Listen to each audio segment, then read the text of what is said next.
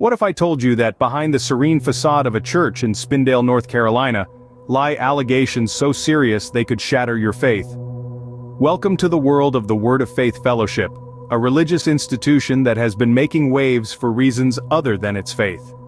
Founded in the late 1970s by Sam and Jane Whaley, the Word of Faith Fellowship has grown from a small local congregation to a global network that spans several continents. Its reach extends across the United States and beyond, into countries such as Brazil, Ghana, and Scotland, among others. Its growth, however, has been accompanied by a growing chorus of voices that tell a tale of suspicion, fear, and alleged misconduct. The allegations against the Word of Faith Fellowship are as varied as they are serious. They range from claims of physical and psychological abuse to accusations of fraud and coercion. Some former members even allege that the church employs manipulative tactics, such as blasting, a unique form of prayer characterized by loud, forceful shouting, to control and intimidate its followers. But the Word of Faith Fellowship is more than just a church mired in controversy. It's a complex puzzle, a web of faith, power, and alleged deceit that raises profound questions about the very nature of religious freedom and the boundaries of spiritual authority. And as we delve deeper into this labyrinth, we find that the Word of Faith Fellowship isn't just a church. It's a controversy that has been simmering for years, and it's time to lift the lid off. The first signs of trouble emerged not long after the church's inception. Word of Faith Fellowship, a seemingly ordinary church nestled in the heart of Spindale, North Carolina, began to attract attention for all the wrong reasons. Whispers of abuse, manipulation, and control started swirling around the community, casting a cloud of suspicion over the church. The early allegations primarily revolved around the church's leadership. Accusations of psychological and physical abuse began to surface. Former members recounted tales of being subjected to blasting, an aggressive form of prayer involving shouting and physical contact. This practice, they claimed, was used as a form of punishment and control. Further allegations hinted at a culture of manipulation. The church's leaders were accused of exercising an unhealthy level of control over the congregation's lives. From dictating personal relationships to influencing career choices and financial decisions, the leaders' grip seemed to extend far beyond the spiritual realm. Children were not spared from these allegations either. Disturbing reports suggested that they were exposed to the same harsh discipline and control as the adults. Some former members even claimed that the church's educational system was used as a tool to indoctrinate the young minds and maintain control over them. These early allegations painted a chilling picture of life within the Word of Faith Fellowship. The church, which was supposed to be a sanctuary, was beginning to resemble more of a prison. The leadership's alleged misuse of power and authority was causing a growing sense of unease and discontent among the congregation and the wider community. Yet these early accusations were largely dismissed or ignored by the church's leaders. They vehemently denied any wrongdoing, attributing the allegations to disgruntled former members with ulterior motives. This denial, however, did little to quell the rising tide of allegations. But this was just the tip of the iceberg. As the years rolled on, the allegations against the Word of Faith Fellowship would continue to mount, plunging the church into a maelstrom of controversy and scandal. As the years went on, the allegations grew more serious. A chilling statement, isn't it? The Word of Faith Fellowship, once a beacon of faith, now found itself in the throes of controversy. The allegations were no longer just whispers in the wind. They were loud, clear, and incredibly disturbing. As the congregation grew, so did the tales of abuse. Stories began to emerge of physical and psychological torment perpetrated by those supposedly dedicated to the spiritual well-being of their followers. Members spoke of being subjected to blasting, a practice that involved intense, group-led prayer with the aim of casting out evil spirits.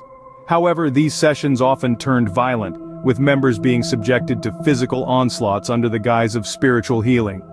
The abuse wasn't just physical. There were harrowing tales of psychological manipulation too. Members were reportedly isolated from their families and friends outside the church, their lives controlled to an alarming extent.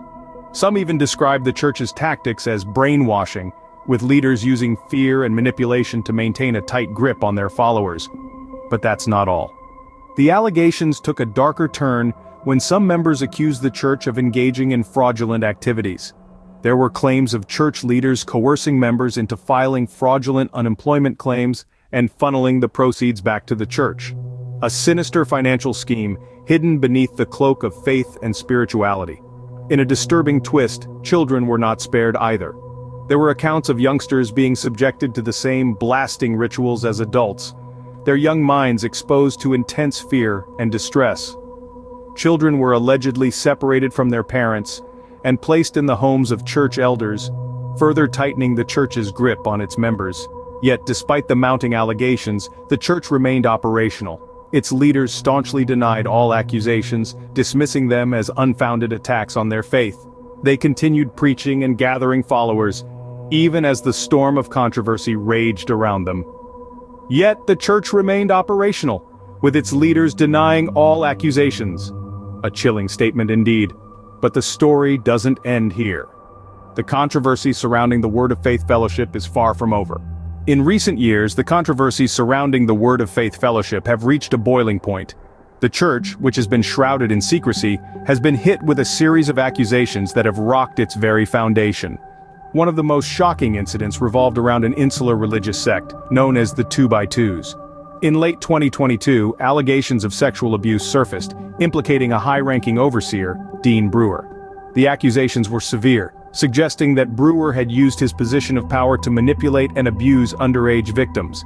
This revelation triggered a wave of survivors coming forward, exposing a deeper issue of sexual abuse within the religious community. The scandal sparked calls for change within the church doctrine and for those accused to step down. However, the lack of formal structure and leadership within the sect posed significant challenges in seeking justice through legal processes. Despite these hurdles, survivors and advocates have been tirelessly working to document the abuses and identify those who may have been complicit.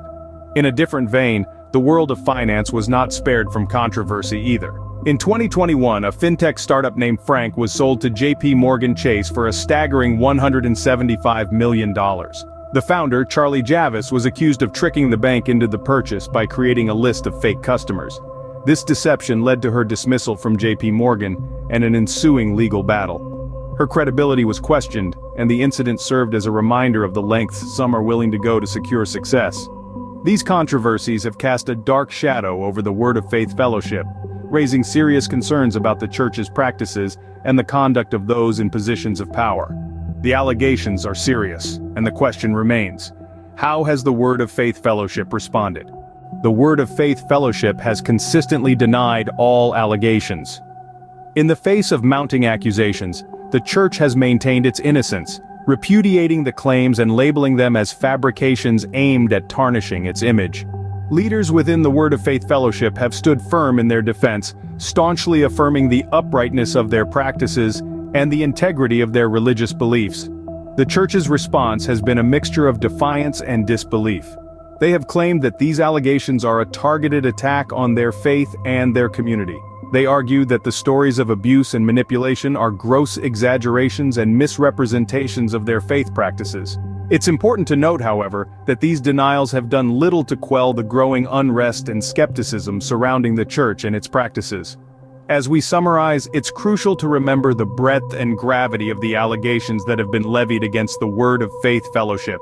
The accusations range from psychological manipulation to physical abuse, with testimonies painting a picture of an organization mired in controversy and suspicion. The church's firm denial of these claims only adds another layer of complexity to an already convoluted situation. The Word of Faith Fellowship, once a beacon of faith for many, now stands accused of manipulating that very faith for sinister purposes.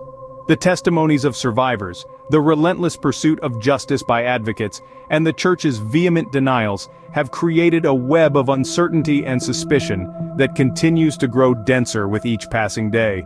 This situation illustrates the delicate balance between religious freedom and potential abuse.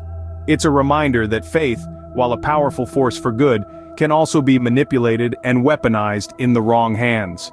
As we continue to delve into the intricacies of this case, we mustn't lose sight of the human cost of these allegations. The lives forever changed and the faith irreparably shaken. As the debate rages on, one thing is clear: the truth about the Word of Faith Fellowship is far more complex than it first appears.